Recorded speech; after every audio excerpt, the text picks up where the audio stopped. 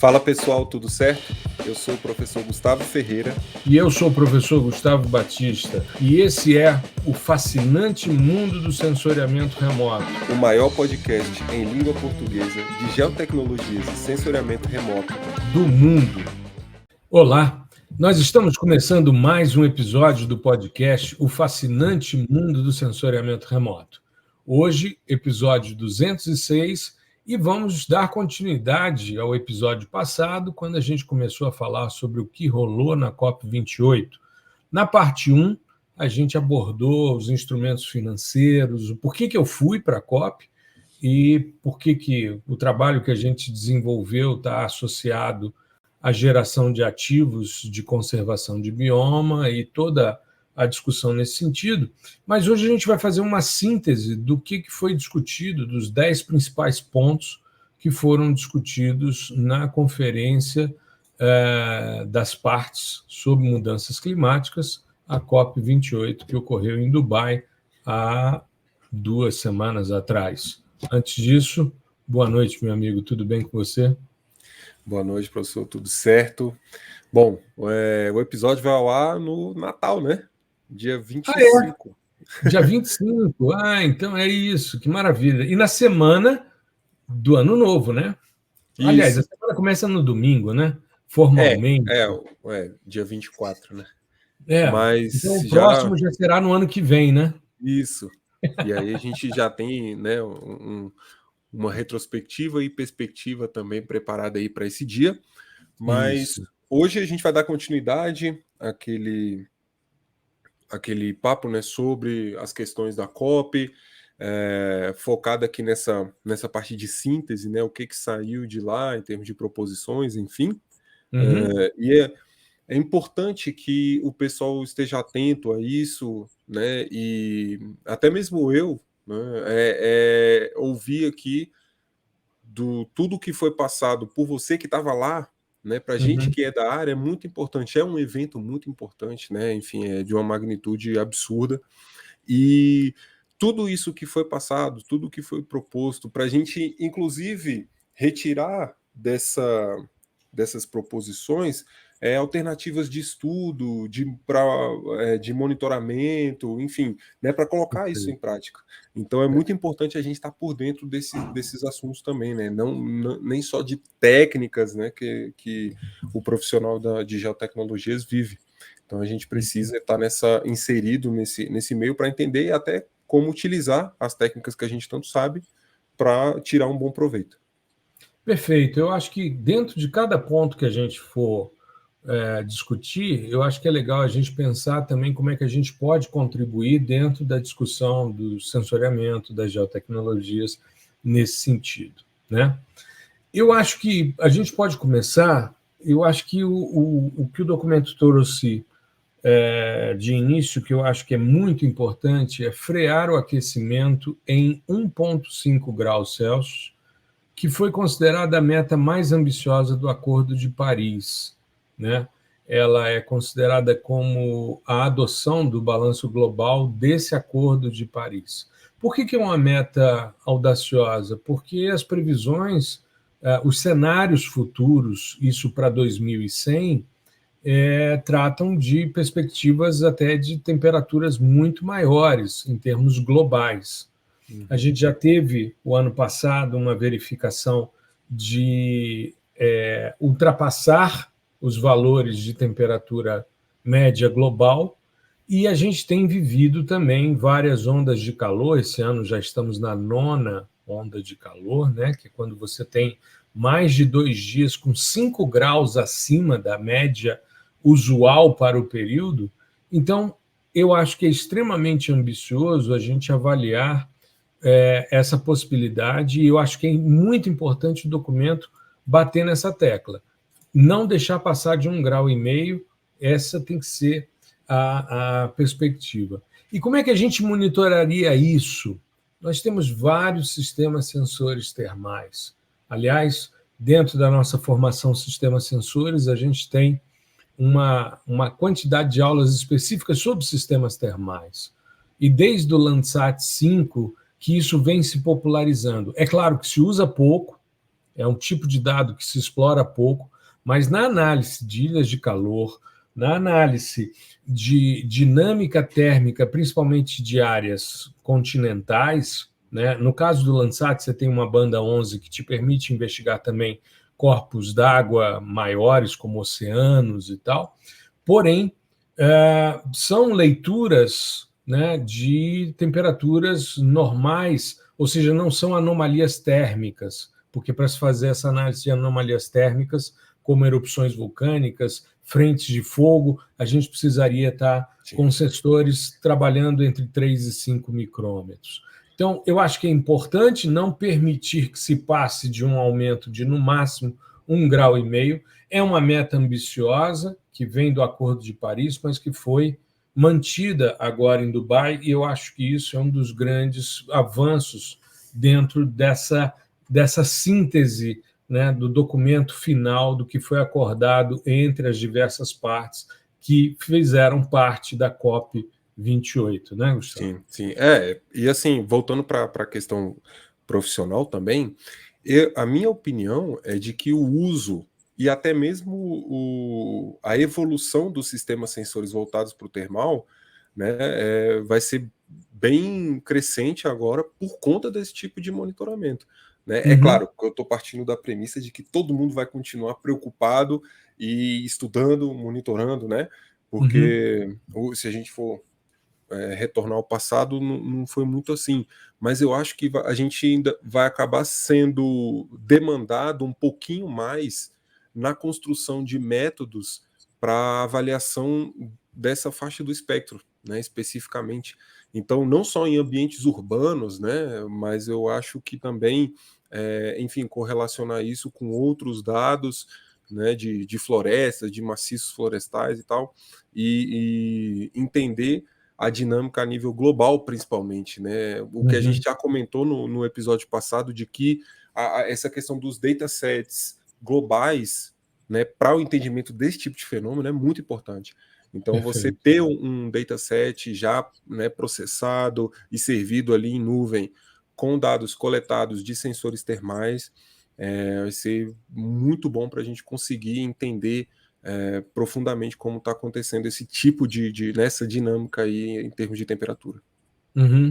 Tem um dataset extremamente importante que são os dados MODES, né? Os dados MODES são bastante importantes pela quantidade de tempo que eles estão analisando e por faixas distintas do espectro termal que são avaliados, tanto as anomalias térmicas como as temperaturas consideradas normais, né? Ou não anômalas, né? É uma possibilidade muito grande. Eu acho que o ponto mais importante, porque não constava da pauta, foi uma pressão muito grande que aconteceu em Dubai, várias manifestações da sociedade civil, passeatas dentro da Green Zone, sabe? Manifestações mesmo trazendo a necessidade de se falar sobre transição gradual dos combustíveis fósseis. Então, se a gente pensar que a gente estava no quintal da Arábia Saudita, dentro de um país que é petroleiro, Dubai não tem a sua economia muito dependente do petróleo, são só 7%, porque Dubai é um porto. Mas os outros Emirados, né, porque Emirados são principados, né, então são vários principados unidos. Abu Dhabi, por exemplo, é petróleo, né, e é o mais rico deles, depois Dubai é o segundo. Mas, ao invés de se falar, né, de uma transição de extinção, de uma previsão de extinção, foi uma coisa um pouco mais suave, mas foi uma convocatória chamada de clara e universal a uma transição gradual dos combustíveis fósseis, ordenada, justa e equitativa, e alinhada com os aspectos científicos e começando nessa década. Eu achei extremamente importante, né, e inclusive vi uma citação do secretário executivo da ONU para as Mudanças Climáticas, o Simon Stewart, que ele diz que é uma linha vital para o clima, mas não é a solução definitiva, ou seja, não é uma virada de página, mas é o começo. O fato de ter sido incluído de ter tido, em detalhe também que eu acabei esquecendo, o presidente da COP é o CEO da Agência Estatal de Petróleo dos Emirados Árabes Unidos. Então, nesse contexto, você ter essa afirmação num documento de síntese da COP foi extremamente importante, né? É algo a se esperar, porque a transição energética ela parte de um pressuposto de trabalhar com alternativas e mudanças que substituam as fontes fósseis, né, dentro desse contexto. É claro que vários países da OPEP chiaram, né, a Arábia Saudita, a Bolívia, né, mas até mesmo a Austrália, que é um dos maiores exportadores de carvão mineral, achou que era interessante esse tipo de consideração também, né? Um outro ponto que é importante salientar, essa questão da transição global, a gente não tem muito como monitorar, a não ser com as emissões de dióxido de carbono, de óxido nitroso, que, por exemplo, o Tropome nos permite avaliar, né? O Sentinel-5P. Então, nessas áreas de maior consumo e tal, esse tipo de monitoramento de gases, né, decorrentes da queima de combustíveis fósseis é a maneira que a gente tem de medição, né? Eu acho que a gente pode atuar também, na verdade já até atua, mas no planejamento de potenciais áreas para outros tipos de energia, né? Sim. Parques eólicos, né? Solares e tal. Então, com base nos dados espaciais ali, a gente saber se, né, até mesmo fazer uma predição, né, no que diz respeito à produção energética. Mas, bom, aqui tem um potencial da gente pegar tanto, porque nós correlacionamos esse e esses dados. Então, a gente entra também nessa função que é bem importante, né? Você tem dados, por exemplo, de micro-ondas passivo para dados meteorológicos como velocidade de ventos, atividade de onda, né? Tudo isso pode ser fonte alternativa de energia, bem lembrado. Um outro ponto importante, 2050 é o prazo para neutralidade em carbono, é o net zero. O que é isso? É uma política que significa zerar as emissões líquidas de gases de efeito estufa, principalmente dióxido de carbono na atmosfera, sendo que todo lançamento de gases poluentes deve ser compensado pela redução de uma quantidade equivalente de CO2. Então, 2050 é o prazo para chegar a isso. Esse é um ponto que está ali e que vale muito a pena, e os sistemas de monitoramento atmosférico são importantes, bem como a análise de biomassa viva acima do solo e as derivações para chegar às toneladas de CO2 equivalente para você fazer esse balanço e chegar a uma emissão líquida, né, zero. Então, a gente consegue monitorar dentro dessa perspectiva. Triplicar a parcela de fontes renováveis na matriz energética global até 2030. Está ali, né? Está do lado ali. Exato, bem perto. Bem perto. E o que é interessante é que nós não temos esse problema. O nosso problema é uso e ocupação. Nosso problema é um problema de cobertura, é um problema de desmatamento, é um problema de queimada, de conversão de uso. Nós não temos esse problema, mas o mundo tem essa questão das fontes de energia, principalmente à base de combustíveis fósseis.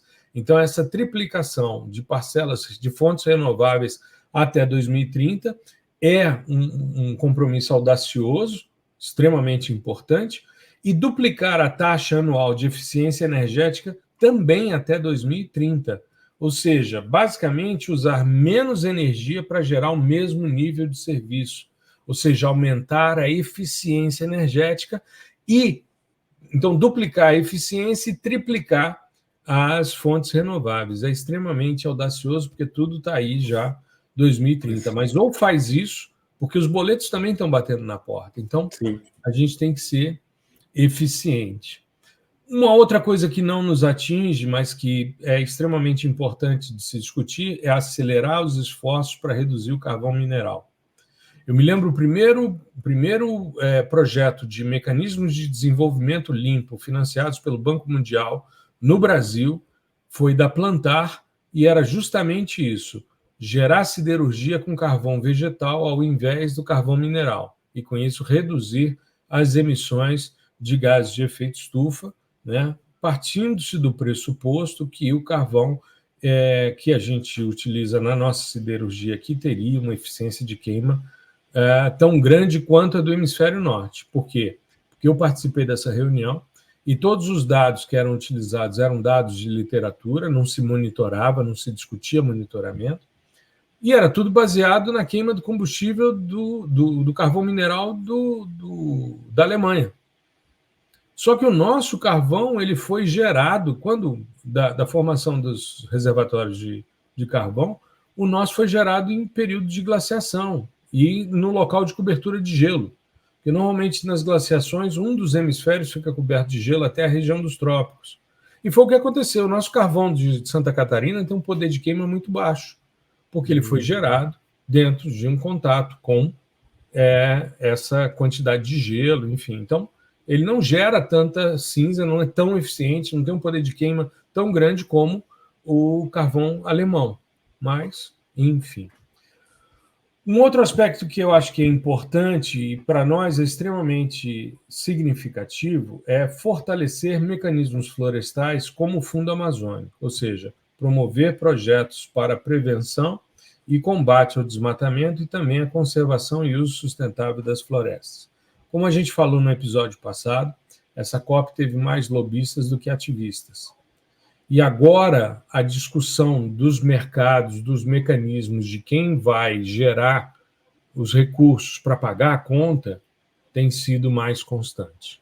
Então, desde que o fundo BlackRock se manifestou, né, dizendo que ou as empresas adotam um propósito, ou elas não vão conseguir sobreviver, e isso foi uma manifestação do diretor executivo da BlackRock, né, na carta anual aos CEOs em 2020, e naquele ano, essa que é a maior gestora de investimentos do mundo, ela decidiu que a sua razão de existir seria ajudar no combate às mudanças climáticas.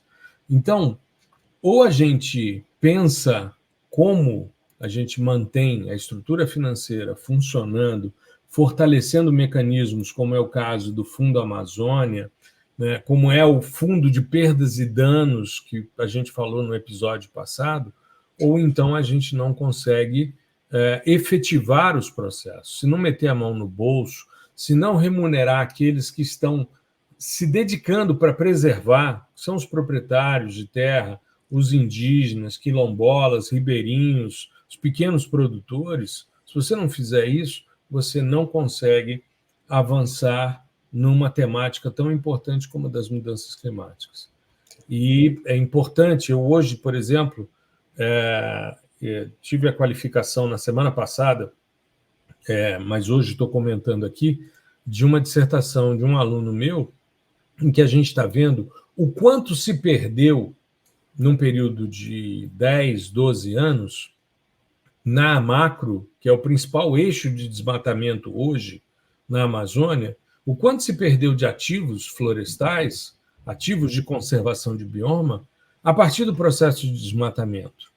Então, quando as pessoas começarem a fazer o balanço e perceberem que dá para você ser remunerado pela preservação e, com isso, você ter condição de aumentar os seus insumos, aumentar a sua produtividade, a compra de sementes, de maquinário, as pessoas vão perceber que elas têm uma poupança ali, né, garantindo a sua manutenção, a sua vida, com um nível de sustentabilidade muito grande. Então, eu acho que é extremamente importante uma questão como essa e a gente monitorar isso por meio de datasets, de biomassa viva acima do solo, de campos contínuos de vegetação, de índices de vegetação, ou seja, todos esses elementos de geotecnologia são extremamente fundamentais para esse tipo de avaliação.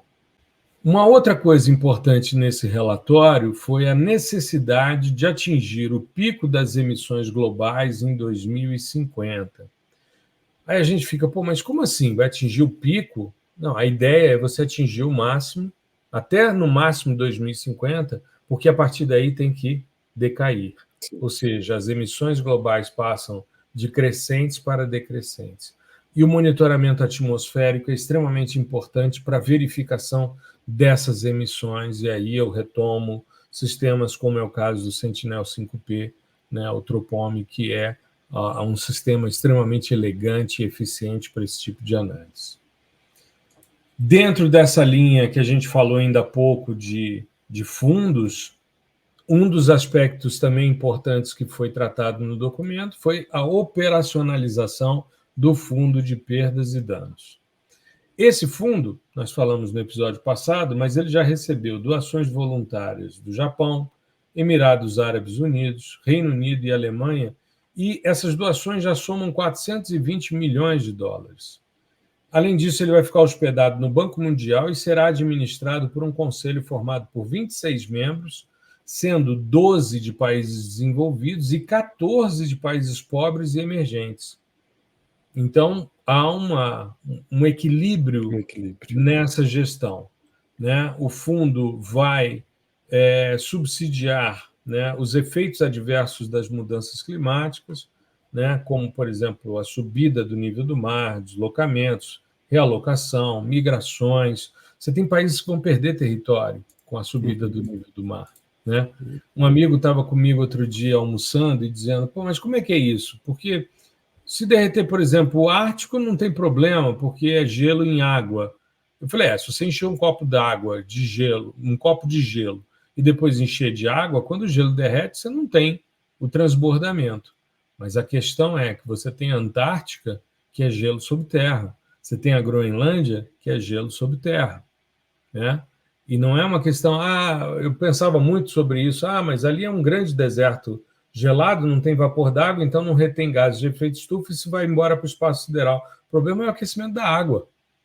Como a gente está vendo, esse ano, essas ondas de calor é uma associação do aquecimento anômalo do Pacífico com o Atlântico. É o Ninho com o aquecimento do Atlântico.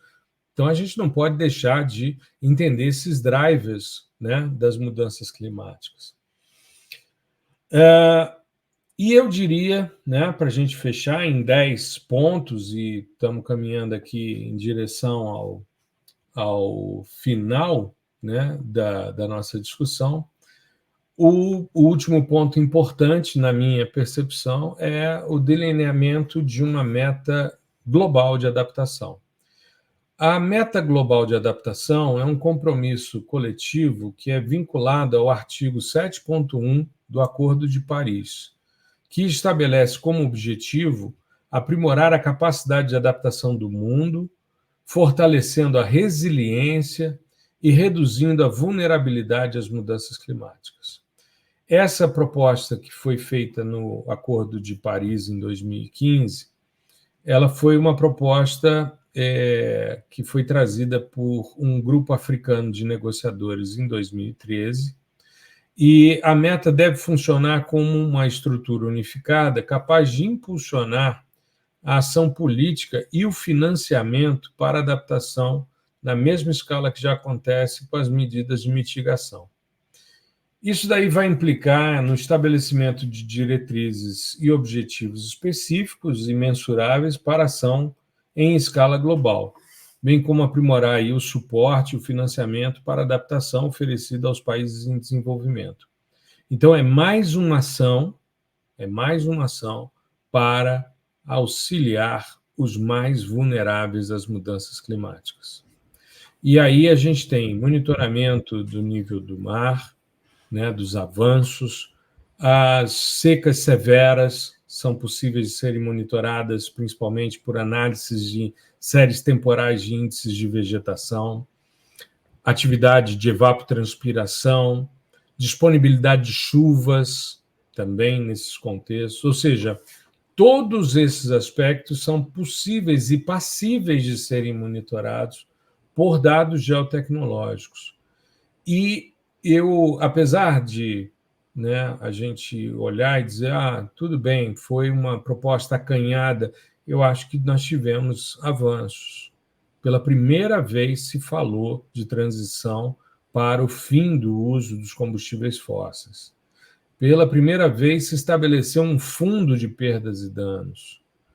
Nessa COP se discutiu muito, não o mercado voluntário de créditos de carbono, mas sim as iniciativas de créditos de conservação de bioma, que partem de um pressuposto muito legítimo e que precisam ser ampliados, no caso do nosso país, porque o que tem subsidiado principalmente esses ativos de conservação de bioma são o pagamento por serviços ambientais e a cédula do produtor rural verde, a CPR verde. Mas existem limitações, por exemplo, para a aplicação disso em território indígena. Então, há necessidade de uma provocação jurídica no sentido de se ampliar isso, porque os principais vetores de preservação no ambiente amazônico são os territórios indígenas. E os indígenas já perceberam que a floresta em pé vale muito mais do que ela derrubada. E eu me lembro, há um ano atrás, Gustavo, fui procurado por um amigo que é advogado dos Caiapó, que me procurou para saber como é que eu gero créditos de carbono nos territórios indígenas. E a gente começou a conversar sobre isso, eu falei que existiam outras alternativas, e estamos caminhando nesse sentido.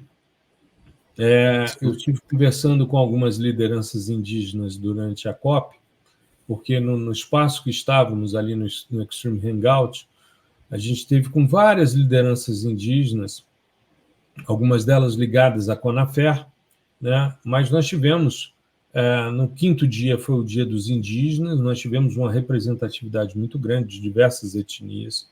Tinham etnias da Bahia, etnias de Minas Gerais, etnias da Amazônia, um monte, né? Várias etnias diferentes, né? E os parentes estavam todos ali reunidos, como eles se tratam, né? Eles sempre falam, porque os nossos parentes e tal. E um amigo, né, o Very Catuquina, que eu tive o prazer de estar na banca de mestrado dele, ele vai se candidatar à seleção de doutorado sob minha orientação, eles todos, né, falando sobre as movimentações que têm se realizado no intuito de eles serem beneficiados por esses ativos de conservação de bioma.